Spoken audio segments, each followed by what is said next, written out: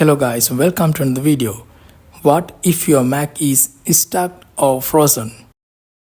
Here you can see my Mac is stuck now. Let's see how to solve this. Simple method. Just press and hold the power button until screen becomes black. So you can see, press and hold. Okay, now Mac is turned off now. Now what you need to do is just press the power button to turn on the Mac.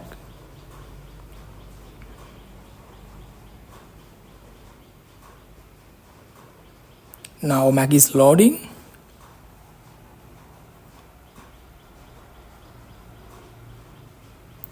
Here it is. Now you can see your Mac is turned on now. Now again unlock the Mac. Here you can see, now you can use your MacBook as usual. This trick worked for any kind of Mac. Hope you guys enjoyed the video. Thumbs up, comment below and hit the subscribe button.